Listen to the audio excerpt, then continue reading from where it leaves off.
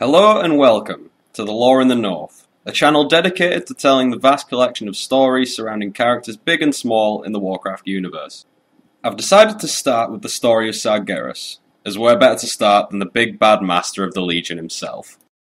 He wasn't always the most evil entity in the universe, and like most antagonists, he started out with relatively good intentions. He was a champion of the Pantheon, an elite sect of titans dedicated to bringing order to the universe and shaping it in their image. To do so, they would have to forcibly remove any who stood in defiance of this great plan. As far as we know, demons have roamed the Twisting Nether since time began, and demons being demons, they didn't take too kindly to these powerful beings meddling on their turf. Sargeras then, having been elected the being to carry out their will by force, began slaughtering and imprisoning any who stood in his way. To this end, he created the world of Mardoon, essentially one big prison. However, after countless years of carrying out this seemingly never-ending duty, he began to grow weary. The effects of the war had taken its toll, and after seeing so much chaos and evil, he began to doubt his monumental task. He came to believe that to continue his task was folly, and the very fabric of the universe was set against him. The other titans were misguided in trying to establish order through creation. The universe had to be destroyed and remade without flaw. To achieve this, he began a new campaign, the Burning Crusade. Sargeras shattered the world of Mardoon he had created years before, releasing every demon he had captured in his previous state. They bowed to him, naming the titan the great dark god of the nameless void. Vowing to serve their new master, this new legion followed him in his search to bolster his new forces. On the planet of Argus, Sargeras had found the next target. It was home to the Eridar, a race of highly intelligent beings with a natural affinity for magic. He approached their leaders, Archimonde, Gul'dan, and Vaanel, and gave them an offer: serve the Legion and be granted unfathomable power. Gul'dan and Archimonde swiftly agreed. However, Vaanel had his doubts. He fled the world along with those who shared similar beliefs, leaving Argus firmly in the hands of the Burning Legion. The Dark Titan wasted no time in setting his two new commanders to work. Gul'dan was sent out into the universe in search of new races to corrupt and lure into their fold, and his brother, Archimonde, would lead Sargeras' armies into battle against any who might resist his master's will. It's unknown how many worlds have fallen to the Legion's onslaught, but it's a good bet that it's more than a handful.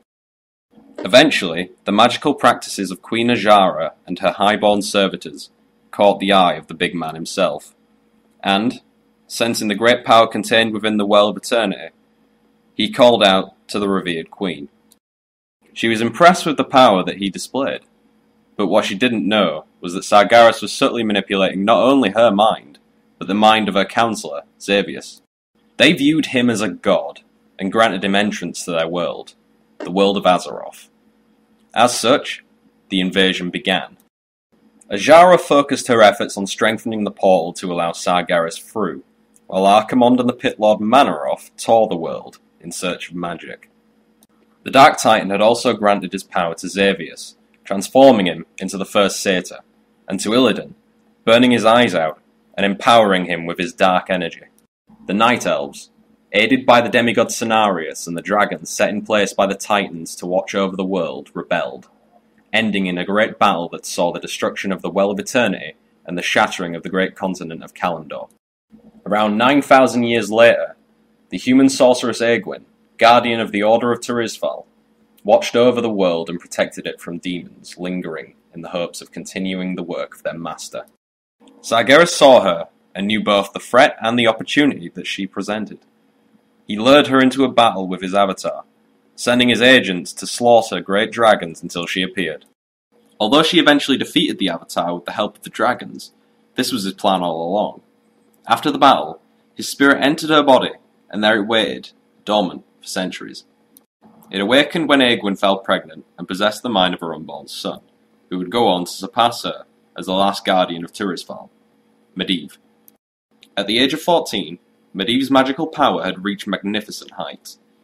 In the middle of the night, he woke from a sweat and wandered to his father's room. Neelas Aran was a powerful sorcerer in his own right, but when he touched his son's sweat-soaked forehead, the power given to him by his mother awoke. By the time the force had died down, Neelis Aran had been killed, and Medivh was on the verge himself. When he emerged from the coma, he assured the court and his mother that he was fine, but this was nothing but a facade by the Dark Titan. He twisted Medivh's thoughts and emotions towards his own ends, and the human wizard's power grew daily. He sought something that could destroy humanity, and on the nearby planet of Draenor, he found Gul'dan. He enticed the Orcish warlock with the tales of the tomb of Sargeras. This was the resting place of his avatar, along with several other treasures, namely the Eye of Sargeras. Medivh promised to reveal its location should he bring the various Orcish clans to Azeroth. Gul'dan agreed, and with his assistance from the other world, Medivh created the Dark Portal. The Orcish horde swarmed the world and waged war upon the human kingdom of Azeroth. His mother Aegwynn had eventually figured out what Sargeras had done to her son, and had contacted his childhood friends, King Lane Rin and Lord Anduin Lothar. Together with Khadgar, Medivh's apprentice, and Garona, his lover, the four entered his dark tower of Karazhan and slew him, preventing Sargeras from succeeding in his plans to once more enter into his avatar. Through this failure, however, innumerable damages were done. The Orcish horde had still not stopped, and managed to conquer the kingdom of Azeroth, ending the First War. Gul'dan, emboldened by the tales of the tomb of Sargeras, abandoned the horde and took his clan to the sea in search of its location. He found it, and with his great power, raised it from the sea floor. Taking a select group of followers, he flung the doors of the tomb open and sought out the Eye of Sargeras. In his bid for godhood, he instead found swarms of demons, driven insane by their lengthy imprisonment. Unsurprisingly, they promptly tore him to shreds. In his last moments, Gul'dan saw Sargeras laughing at him, and the Orc realised that he had simply been a pawn in the Dark Titan's game. That's the last we saw of Sargeras, but with the new expansion focused on the Legion, I highly doubt that we'll go the following year without seeing some form of him. Maybe he'll be the final boss. Maybe it'll just be his avatar, or maybe it'll just be Kil'jaeden again. Either way, I'm looking forward to finding out. Thanks for watching, and I'll see you next time.